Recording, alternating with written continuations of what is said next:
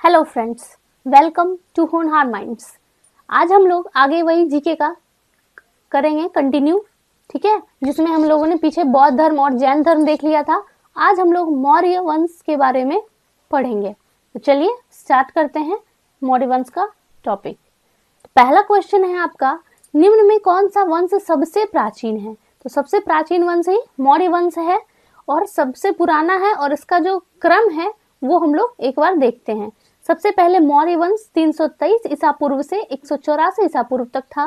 उसके बाद आया कण्व वंश, फिर कुषाण वंश और उसके बाद गुप्त वंश। अगला प्रश्न देखते हैं, निम्नलिखित में से वह व्यक्ति कौन है जिसका नाम देव नाम प्रियदर्शी भी था? तो वो थे मौर्य राजा अशोक। अशोक ने स्वयं को अभिलेख में देव नाम प्रियदर्शी कहा और इसका राज्याभिषेक 269 ईसा पूर्व में हुआ था। उसके शिलालेख इतिहास लेखन के दृष्टिकोण से बहुत ही महत्वपूर्ण है। दक्षिण भारत से प्राप्त मास्की और गुर्जरा अभिलेख में उसका नाम अशोक तथा पुराणों में अशोक वर्धन भी मिलता है। अगला प्रश्न है, चंद्रगुप्त मौर्य का साम्राज्य उत्तर पश्चिम में कहां तक फैला हुआ था? तो उत्तर पश्चिम में ये फैला हुआ था हिंदू कुश पर्वत तक। चंद्रगुप्त मौर्य का साम्राज्य उत्तर पश्चिम में ईरान, फारस से लेकर पूर्व में बंगाल तथा उत्तर में कश्मीर से लेकर दक्षिण में उत्तरी कर्नाटक यानी कि मैसूर तक फैला हुआ था। अगला प्रश्न है, अशोक के अधीन मौर्य राजतंत्र का सबसे सही वर्णन कौन सा होगा? तो ये होगा प्रबुद्ध स्वेच्छाचारी शासन। अशोक के अधीन मौर्य राजतंत्र प्रबुद्ध स्वेच्छाचारी शासन था और राजतंत्र का उद्देश्य निरंकुश कल्याणकारी राज्य के राज्य स्थापित करना था। अगला प्रश्न है कि आर्यभट्ट और वराहमिहिर के सुविख्यात नाम किस युग से संबंधित हैं? तो वो गुप्त वंश से संबंधित हैं। प्राचीन काल में चंद्रगुप्त द्वितीय, विक्रमादित्य जो है वो गुप्त वंश से संबंधित थे और इनके दरबार में 9 रत्न रहा करते थे, जिसमें से वराहमिहिर एक हैं और आर्यभट्ट जो थे वो गणितज्ञ थे, जबकि वराहमिहिर तर्कशास्त्री एवं खगोलज्ञ थे। अगला प्रश्न है कि कलिंग युद्ध किस वर्ष हुआ था? तो ये 261 ईसा पूर्व हुआ था।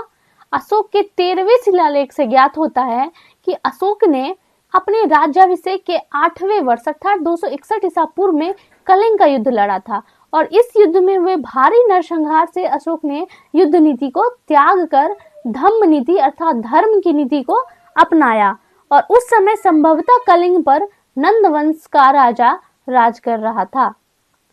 अगला क्वेश्चन है, अशोक की प्रशासनिक नीति में भारी परिवर्तन किस घटना से आया? तो जस्ट अभी हम लोगों ने देखा कलिंग युद्ध की वजह से आया। अगला है कि वह संत जिसने अशोक को बौद्ध के प्रति प्रभावित किया वो थे उपगुप्त। कलिंग के युद्ध के बाद अशोक ने युद्ध नीति त्याग करके धर्म या धम्म की नीति को अंगीकार किया और अशोक ने बौद्ध धर्म को ग्रहण कर लिया और उसे बौद्ध धर्म की दीक्षा जो है वो विद्वान भिक्षु उपगुप्त ने दिया था। अगला प्रश्न है, चंद्रगुप्त मौर्य के दरबार में भेजा गया यूनानी राजदूत कौन था? तो वो था मेगास्थनीज। चंद्रगुप्त मौर्य के दरबार में यूनानी शासक सेल्यूकस निकेटर, जो कि सिकंदर का सेनापति पूर्वी साम्राज्य का उत्तराधिकारी था, उसने ही मेगास्थनीज नामक राजदूत को चंद्रगुप्त मौर्य के दरबार में भेजा और मेगास्थनीज ने इंडिका नामक पुस्तक में मौर्यकालीन व्यवस्था को विस्तृत विवरण दिया है। अगला प्रश्न है कि अर्थशास्त्र की रचना किसने की थी? कौटिल्य ने। अर्थशास्त्र की रचना कौटिल्य या विष्णुगुप्त या चाणक्य, सभी उसी का नाम है, ने की थी और अर्थशास्त्र एक राजनीतिक विज्ञान की पुस्तक है। इसमें पॉलिटिक्स के बारे में लिखा गया है, पॉलिटिक्स के बारे में, उसमें प्रशासन राजनीति सिद्धांत की जानकारी दी गई है। अगला प्रश्न है, अलेक्जेंडर और पोरस के बीच जो युद्ध हुआ था वो कहाँ हुआ था? वो झेलम नदी के तट पर हुआ था। अलेक्जेंडर और राजा पोरस के मध्य 326 ईसा पूर्व में हाइडेस्पीच का युद्ध लड़ा गया था और यह युद्ध वितस्ता झेलम नदी के तट पर लड़ा गया था। अगला प्रश्न है कि सेल्यूकस निकेटर को किसने हराया? तो चंद्रगुप्त मौर्य ने। 305 ईसा पूर्व चंद्रगुप्त ने तत्कालीन यूनानी शासक सेल्यूकस निकेटर को पराजित किया, लेकिन दोनों के मध्य फिर संधि हो गई थी, वैवाहिक संबंध स्थापित हुए। सेल्यूकस ने अपनी पुत्री हेलेना का विवाह चंद्रगुप्त के साथ कर दिया। तो अगला प्रश्न है, सिकंदर के मृत्यु के पश्चात साम्राज्य का पूर्वी भाग किसके अधीन हो गया? वो सेल्यूकस निकेटर के अधीन हो गया। 323 ईस्वी में बेबीलोन में सिकंदर की मृत्यु हुई थी और उसके बाद क्या हुआ, साम्राज्य का बंटवारा हो गया और पूर्वी भाग जो है उसके सेनापति सेल्यूकस निकेटर के कब्जे में चला गया। अगला प्रश्न है, बिंदुसार ने अशोक को किस विद्रोह को समाप्त करने के लिए भेजा था? तक्षशिला का। बौद्ध धर्म ग्रंथ दिव्य दान से पता चलता है कि बिंदुसार के समय तक्षशिला में 2 विद्रोह हुए, जिसको दमन करने के लिए पहली बार अशोक को तथा दूसरी बार सुशील को भेजा गया था। अगला प्रश्न है, निम्नलिखित में से कौन सा मौर्य वंश से संबंधित नहीं है? तो ये अजातशत्रु जो है वो मौर्य वंश से संबंधित नहीं है, वो हर्यक वंश से संबंधित है और इसने अपने पिता बिंबिसार की हत्या करके सत्ता हासिल की थी, इसलिए इसे पितृहंता भी कहा जाता है। ओके, चलिए अगला प्रश्न देखते हैं, निम्नलिखित में कौन विदेशी यात्री सबसे पहले भारत आया था? वो आया था मेगास्थनीज। यूनानी शासक सेल्यूकस निकेटर ने अपना राजदूत मेगास्थनीज को चंद्रगुप्त मौर्य के दरबार में भेजा था। इंडिका नामक पुस्तक इसने लिखी थी। अगला प्रश्न है, निम्नलिखित में से सम्राट अशोक की वह पत्नी कौन थी जिसने उसको प्रभावित किया था? कौन थी वो? करुवाकी। सम्राट अशोक अपनी पत्नी करुवाकी से बहुत प्रभावित थे। यह अशोक की दूसरी पत्नी थी तथा राजकुमार तीवर की माता थी। यह एक मछुआरे की पुत्री थी और अशोक द्वारा उत्कीर्ण कराए गए अभिलेख में उसकी एक ही रानी कारुवाकी का उल्लेख मिलता है। अगला प्रश्न है, यूनानियों को भारत से बाहर किसने निकाला? वो चंद्रगुप्त मौर्य ने ही निकाला। यूनानियों को परास्त कर उन्हें भारत से बाहर निकालने का श्रेय मौर्य सम्राट चंद्रगुप्त मौर्य को जाता है, जिसने सेल्यूकस निकेटर को भी पराजित किया था। अगला प्रश्न है कि मौर्य वंश के तत्काल बाद किस वंश ने आकर मगध पर शासन किया? तो वो था शुंग वंश। अंतिम मौर्य सम्राट बृहदत्त की जब हत्या हो गई, उसके सेनापति पुष्यमित्र शुंग ने ही 150 ईस्वी पूर्व में किया और मगध पर शुंग वंश की नींव रखी और इस वंश का अंतिम शासक जो था वो था देवभूति। अगला प्रश्न देखते हैं, अशोक ने समूचे भारत और सिलोन में बौद्ध धर्म का प्रचार किस माध्यम से किया? तो धर्म महापात्रों को भेजकर। अशोक ने अपने राज्याभिषेक के 14वें वर्ष में धर्म महामात्रों को नियुक्त किया, जिनका मुख्य कार्य था जनता में धर्म का प्रचार करना तथा कल्याणकारी कार्य करना आदि। अगला प्रश्न है कि किस शिला राजा देश में अशोक ने कलिंग युद्ध के हताहतों का उल्लेख किया और युद्ध त्याग की घोषणा भी की? तो वो था शिला राजा देश 13वां। ठीक है, अशोक ने अपने 13वें शिलालेख में कलिंग युद्ध का हताहत व युद्ध से त्याग का उल्लेख किया है। अगला प्रश्न देखते हैं कि मौर्य साम्राज्य की राजधानी कहाँ थी? पाटलिपुत्र। ठीक है, पाटलिपुत्र को हर्यक वंश के शासक उदयन ने बसाया था। अगला है, चंद्रगुप्त मौर्य के बाद सिंहासन पर कौन बैठा? तो वो बिंदुसार था। चंद्रगुप्त मौर्य ने जीवन के अंतिम चरण में अपने पुत्र बिंदुसार के पक्ष में सिंहासन त्याग करके जैन मुनि भद्रबाहु से जैन धर्म की दीक्षा ली और श्रवण बेलगोला मैसूर में जो है 298 ईस्वी में उपवास द्वारा शरीर त्यागा और बिंदुसार को अमित्रघात के नाम से भी जाना जाता है। इसके शासनकाल में डायमेकस तथा डायनोसिस 2 विदेशी राजदूत भारत आए थे। अगला प्रश्न है कि मौर्य काल के दौरान स्थानिक कौन था? तो स्थानिक जो था वो था जिला प्रशासक। जिले का प्रशासनिक अधिकारी स्थानिक था जो समाहर्ता के अधीन था। स्थानिक के अधीन गोपे होते थे जिसका अधिकार क्षेत्र में 10 गांव होता था। अगला प्रश्न है कि चाणक्य किस नाम से जाना जाता था? तो वो कौटिल्य के नाम से जाने जाते थे। वही अर्थशास्त्र के लेखक भी थे और तक्षशिला विश्वविद्यालय में आचार्य भी थे। इन्हें कौटिल्य और विष्णुगुप्त के नाम से भी जाना जाता था। अगला प्रश्न है कि चंद्रगुप्त मौर्य का जन्म कब हुआ था? तो 340 ईसा पूर्व पाटलिपुत्र बिहार में हुआ था और इन्होंने 24 वर्ष तक मगध पर शासन किया और ग्रीक और लैटिन में चंद्रगुप्त को सेंड्रोकोटस और एंडोकोटस के नाम से भी जाना जाता है और सर्वप्रथम विलियम जोन्स ने ही सेंड्रोकोटस को पहचान समुद्रगुप्त मौर्य से की। उसने ही बताया कि दोनों सेम ही हैं। अगला प्रश्न देखते हैं, बिंबिसार किस वंश का शासक था? तो वो हर्यक वंश का शासक था और इसने मगध साम्राज्य का वास्तविक संस्थापक भी माना जाता था बिंबिसार को। अगला प्रश्न है कि घटोत्कच किस वंश का शासक था? 290 से 305 ईसा पूर्व तक इसका शासनकाल था। गुप्त वंश का शासक था। गुप्त वंश का जो संस्थापक था वो श्रीगुप्त था और इसका उत्तराधिकारी और पुत्र जो था वो घटोत्कच था। परंतु गुप्त वंशावली में सबसे पहला शासक जो है वो चंद्रगुप्त प्रथम ही मिलता है। अब ये आपका मौर्य वंश यहाँ पे खत्म हुआ। अब आगे जो है आपका यहाँ से उत्तर मौर्य वंश, आगे यहाँ से हम लोग देखेंगे उत्तर मौर्य वंश। तो चलिए देखते हैं पहला क्वेश्चन।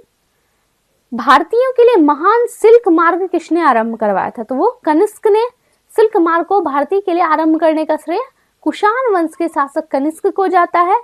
और मध्य एशिया से गुजरने वाला व्यापारिक मार्ग जो चीन को रोमन साम्राज्य पश्चिमी प्रांतों से जोड़ता था। अगला प्रश्न, किस वंश के शासक ने ब्राह्मणों और बौद्ध भिक्षुओं को कर मुक्त ग्राम देने की प्रथा रखी? शातवाहन। ब्राह्मण और बौद्ध भिक्षु को कर मुक्त ग्राम देने की प्रथा प्रारंभ करने वाले शातवाहन शासक थे, किंतु उन्होंने अधिकतर भूमि दान बौद्ध भिक्षुओं को दिया था। शातवाहन वंश की स्थापना किसने की थी? शिमूक ने की थी। अगला प्रश्न देखते हैं, भारतीय नाटक में यवनिका और पर्दा प्रथा का प्रचलन इनमें से किसके द्वारा शुरू किया गया? तो वो शुरू किया गया था यूनानियों के द्वारा। अगला है कि भारत सरकार द्वारा प्रयोग में आने वाला शक संवत किसने प्रारंभ किया था? कनिष्क ने। शक संवत का प्रारंभ कुषाण शासक कनिष्क ने अपने सिंहासन आरोहण के वर्ष अर्थात 78 ईस्वी में प्रारंभ करवाया था और यह संवत आज भी भारत सरकार द्वारा प्रयोग में लाया जाता है। अगला प्रश्न देखते हैं कि भारत में सर्वप्रथम सोने के सिक्के जारी करने वाला कौन था? तो वो इंडो ग्रीक थे। सर्वप्रथम सोने के सिक्के जारी करने वाले शासक इंडो ग्रीक शासक थे।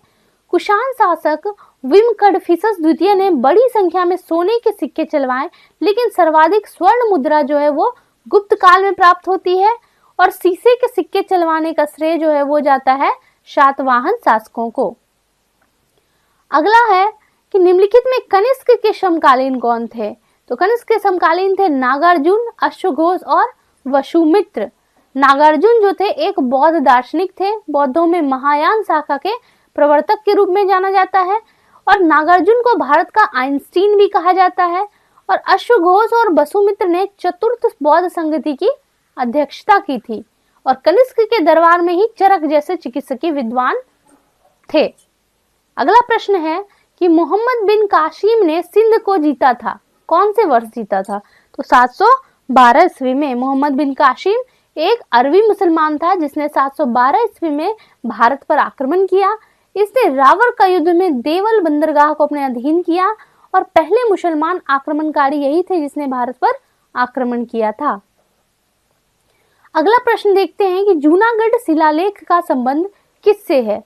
तो जूनागढ़ शिलालेख का संबंध है रुद्रदामन से और ये शक रुद्रदामन जो है इसी से संबंध है और ये भारत के शकों का सर्वाधिक प्रसिद्ध शासक था, शकों का।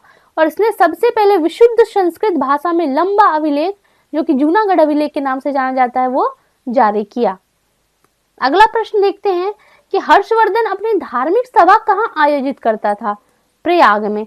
643 ईस्वी में इसने महामोक्ष परिषद भी कहा जाता था, धार्मिक परिषद को ही।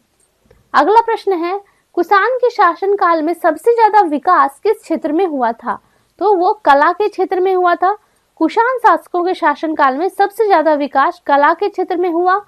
कुषाण शासक गंधार और मथुरा दोनों शैली के संरक्षक थे। अगला प्रश्न है कि कादम्बरी के लेखक कौन थे? कादम्बरी के लेखक वो थे बाणभट्ट। अगला प्रश्न है द्वितीय अशोक किसे कहा जाता था? कनिष्क को। कनिष्क को कुशल प्रशासनिक व्यवस्था काल के मुक्त हृदय से संपोषण और संरक्षण के कारण इतिहासकार इसे द्वितीय अशोक भी कहते थे। अगला प्रश्न है कि भारत में सोने के सिक्के सबसे पहले किसने चलवाए? तो वो यूनानियों ने चलवाए और भारत में सोने के सिक्के यूनानियों ने चलवाए, लेकिन बड़ी मात्रा में शुद्ध सोने के सिक्के का प्रचलन करवाने का श्रेय जो है कुषाण शासक को जाता है और सर्वाधिक स्वर्ण मुद्रा गुप्त काल से मिली है। अगला प्रश्न है कि कनिष्क की राजधानी थी पुरुषपुर। कहाँ थी?